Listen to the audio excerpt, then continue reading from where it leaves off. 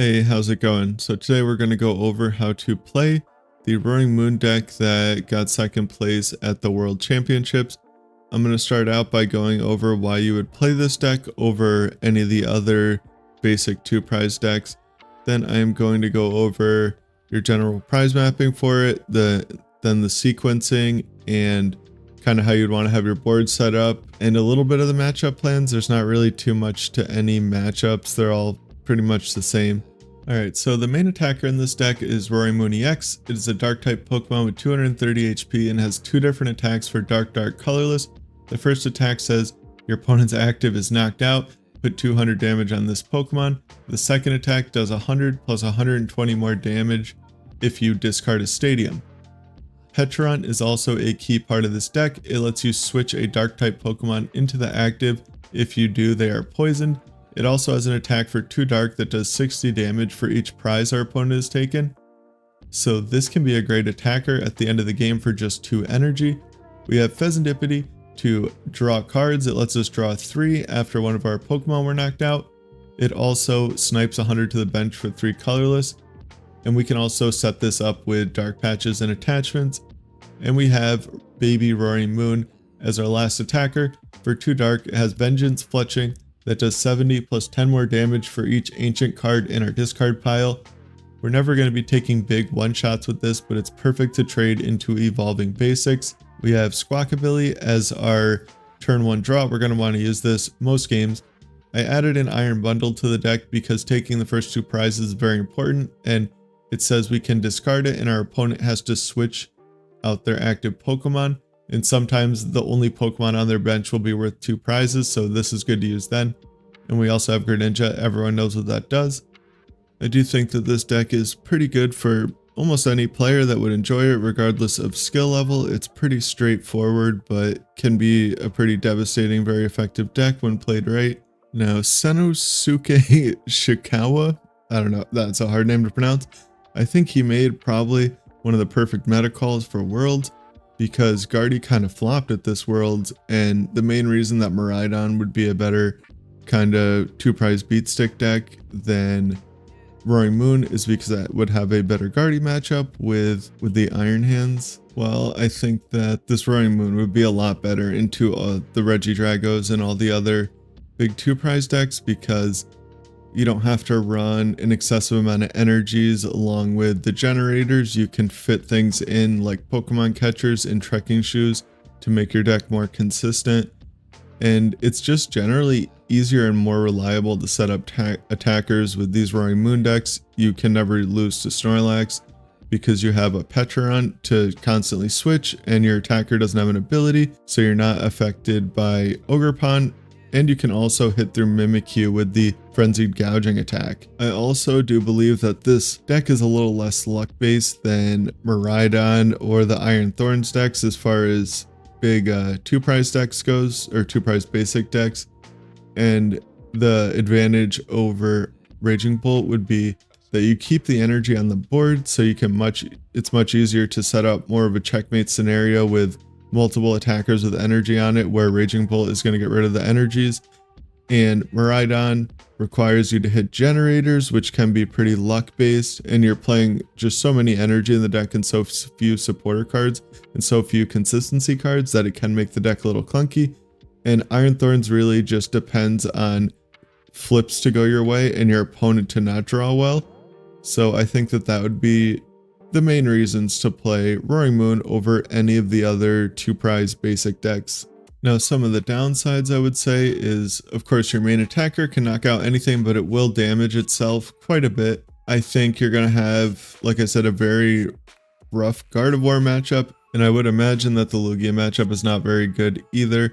They have the Mist Energies to stop you from Frenzied Gouging. They're big attackers, and some of them have this Encino to be attacking with 1-prizers, so that can make it kind of awkward. While the matchup could easily go your way if they have to bench like 2 Lugia Vs and play a Lumineon, then you can win with Catchers and Boss just by going 2-2-2. but I don't want to assume that the matchup is favored because in my head it doesn't seem very favored. And while I have played several games on the ladder, I have not run into any Lugias yet. And as with all of these basic 2-prize one-shot type decks, I would imagine that the Charizard matchup is also not very good, unfortunately. Especially against the list that we saw popularized at Worlds, where they can very easily at the end of the game get to an all 1-prize board state and just attack with Radiant Charizard back to back and not leave you any 2-prize Pokemon in play to take your last 2 prizes. I would imagine that this is where the judges come in that he was playing to try and just brick them a little bit, and hopefully you can judge Pokemon Catcher up the Rotom and win the game before they can like get fully set up. I made a couple adjustments to the list because now we know what the meta is, and before Worlds you have to assume what you think the meta is going to be and kind of build your list to beat all of those decks. I just made a couple minor changes, like adding in an Iron Bundle, because I do believe that's a very good fit for the way a lot of these decks were built. If they can stick a 1-prize Pokemon in the active, a lot of the times their bench will have all 2-prize Pokemon on it, so you're just able to Iron Bundle up a 2-prize Pokemon to get started on the 2-2-2 prize trade, which is really what this deck is taking advantage of. Just the fact that most of the decks cannot get multiple 1-prizers on the board, or they at the very least have to always have 2-prizers down. And this deck is going to go very fast. You're going to go second, you're going to go fast and take the first 2 prizes and not whiff an attack from that point on. And that really is why there's 4 Pokemon Catchers, 4 Trekking Shoes, and several Pokestops in this list. We want a Catcher every turn or knock out our 2-prize Pokemon every turn. We really, most of the time, don't even care what we're knocking out as long as it gives us 2 prizes. Sometimes though, you're not going to be able to knock out a 2-prize Pokemon, and that's where the baby Roaring Moon comes in. It's going to be able to pretty easily knock out all of these evolving basics. I'm guessing that's why he had it in the list. Most of them have 70 HP, and you can get a few other ancient cards in your discard pile to make it do up to like 100 on the first turn. So we're going to want to use that whenever we don't have the option to take 2 prizes, so that hopefully our opponent can only take 1 prize on their following turn.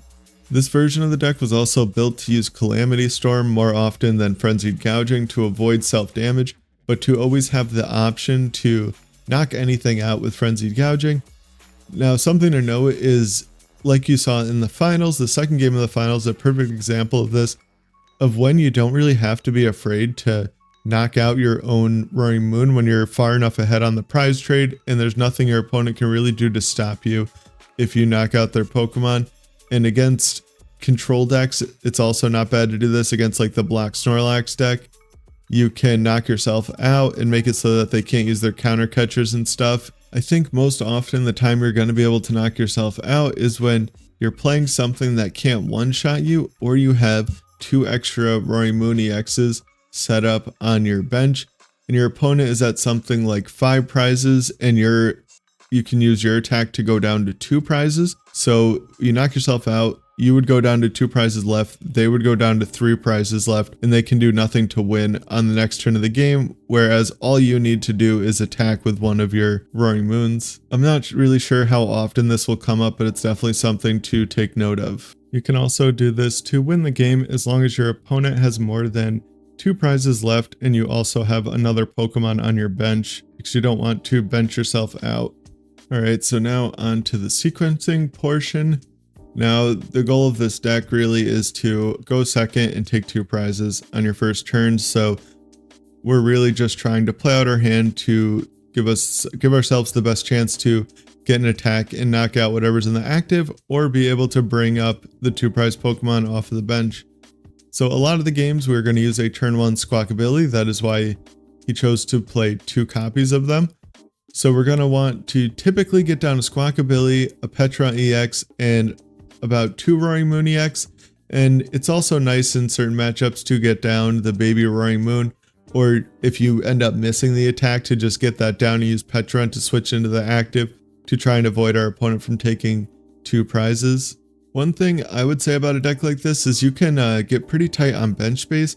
So one of the Pokemon that I try to avoid putting into play if I can is Greninja. I think of Greninja as more of a tool to either get out of a dead hand or just something to get energies in the discard pile so that we don't have to waste our resources by like using Squawkabilly to get rid of a Dark Patch. We can maybe get Greninja down first, get rid of an energy in our hand, then use the Dark Patch. I'm also generally trying to get around 3 to 4 energy in the discard pile in the first turn, 2 to use Sada and 1 to use Dark Patch, and then to have 1 left over for the next turn to have the option of Sada open in case our opponent doesn't knock out our Roaring Moon.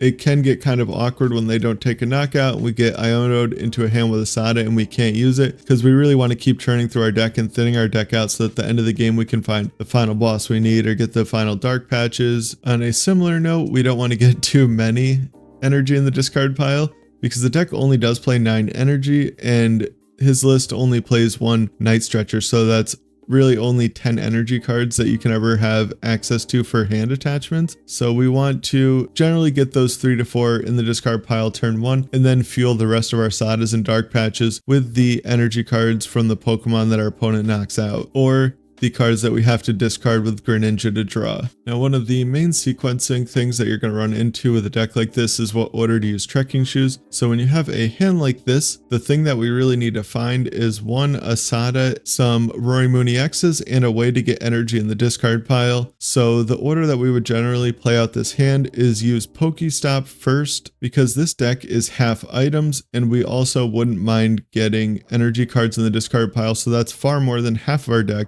that we would want to hit off of the Pokestop. And then based on what we get off of that, if we get like 2 Nest Balls, then we can just play out our Nest Balls and get maybe Greninja to get the energy in the discard pile, and then our 2 Roaring Moon EXs or Roaring Moon and a Squawkabilly, and then we can play our Trekking Shoes trying to find Sada or Dark Patch. Now, using the Pokestop first will backfire sometimes, but it should work out far more times than it backfires. Now, this is definitely advice that I need to start taking myself, because sometimes I'll draw a hand like this and think, well, I didn't draw a Sada in my opening hand, I have to be like really close to one. But that's like really just not the way that you technically should think about it from a strictly mathematics standpoint. And also with this hand, I would always use the Pokestop first because we have the Pal Pad. But even if you don't have the Pal Pad, I do believe it is technically correct to use Pokestop first. Now, this is an example of a hand of where we would want to play the Trekking Shoes last. We would do something like Nest Ball for Roaring Moon, Nest Ball for maybe a Squawkabilly. We could Ultra Ball for Greninja or a baby Roaring Moon, and then use the Trekking Shoes and see what we hit. Because if we hit Sada, we'll play it and then Squawk after that. And if we don't hit Sada, we'll just either use, maybe we hit Dark Patch, we'll just use the Dark Patch and use Squawk. With this type of hand, you're always going to use Squawkabilly just to keep churning through your deck. And another thing to note is anytime you start a hand like this, it is fine to start your Pecharunt or your non-Roaring Moon Pokemon in your hand, because you're going to be able to get a Pecharunt down and switch into the active, and you always want the Roaring Moon on the bench for Dark Patches. Really just the main thing to remember is to just think about what you're trying to find and how to play out the hand to increase the odds to the highest chance that you find the cards that you want. Like removing as many cards from the deck that are not the card you want to find before, using your Trekking Shoes or drawing with Greninja or whatever. When you've been watching the Pokemon streams, I'm sure you've heard it a million times, thinning is winning, and that is what thinning is, just taking cards out of the deck that are not the cards that you want to find or cards that you don't need anymore, and it will make your deck smaller and increase the odds that you find what you're looking for. Now, hands like this can be some of the weirdest hands to play out with a deck like Roaring Moon. Like kind of the first thought that you might have with a hand like this is Nest Ball for Greninja, Greninja away the energy, use Trekking Shoes, and then use Pokégear to try and find a Sada.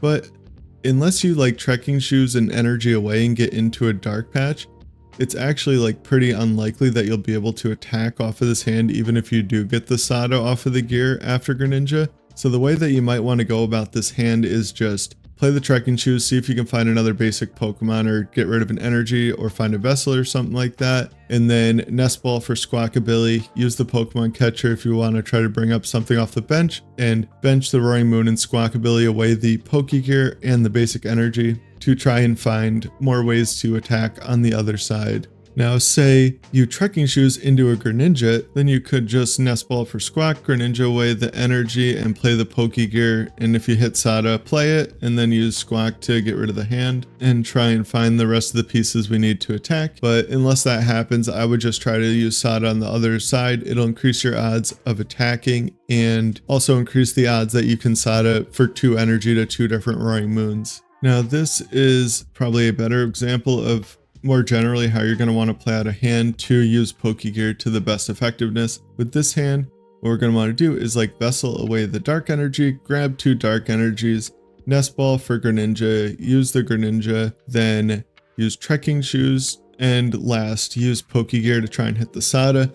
You could technically use the Trekking Shoes first if you're really trying to hit more Pokemon, but Nest Balling first will increase the odds that we can find a Sada off of the Trekking Shoes or the Pokégear. And we always have the Squawkabilly for backup if we do end up whiffing, where we can just Dark Patch to our Roaring Moon and discard the hand with Squawk. With these examples, I'm really just trying to emphasize to think about what you're looking for to make your hand better, and then play out the cards to increase the odds that you hit that card by either taking out the most of the cards that aren't that as possible, or with things like if you use Trekking Shoes to see 2 cards, then use a Pokégear, you're seeing 9 cards deep, whereas if you use Pokégear first and then Trekking Shoes, you could see the same exact cards over again, while in the reverse order, you're guaranteed to see 9 different cards. There's also obvious things like if you have a Pal Pad in hand and a couple Sadas and a boss in your discard pile, you should use your Pokestop before Pal Padding in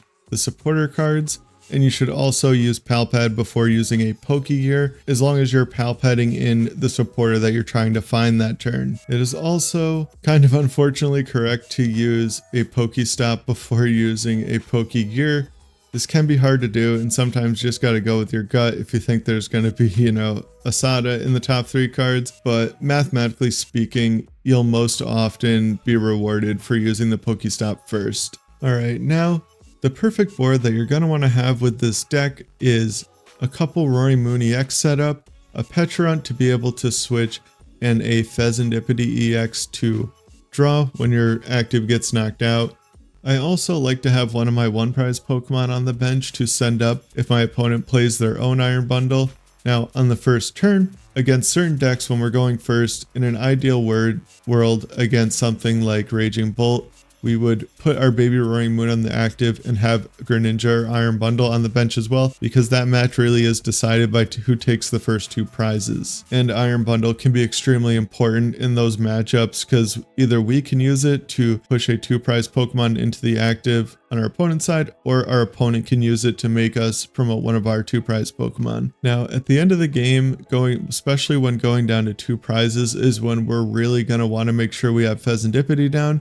We could also put it down anytime earlier if we already have 2 attacking threats set up, but especially when you're about to go down to 2 prizes, I like to bench Fezandipiti, maybe bench Greninja based on how many energy cards are left in my deck, and play as many of the cards out of my hand that I don't need to win. I would like to make my deck just, maybe Dark Patches if we need them, or Boss's Orders and Prime Catcher and Pokemon Catcher if all we need is a Gust to win. Now, one other thing I wanted to mention is with decks like this, it can often be hard to know when to take out the support Pokemon like a Pidgeot, but I think really what it comes down to is how many attacking threats our opponent has on the board. If they only have 1 attacking threat and it's going to be kind of difficult for them to get another attacker up, we're always going to want to choose to take down the attacker. But if they already have a backup attacker anyway, then taking out the support Pokemon might be a good choice. And sometimes you just want to take out like a Rotom or something like that before our opponent can get it off of their field. And that's really what the matchup plans come down to. If our opponent has a 2 prize Pokemon on the bench, we're going to try to get into our Pokemon catchers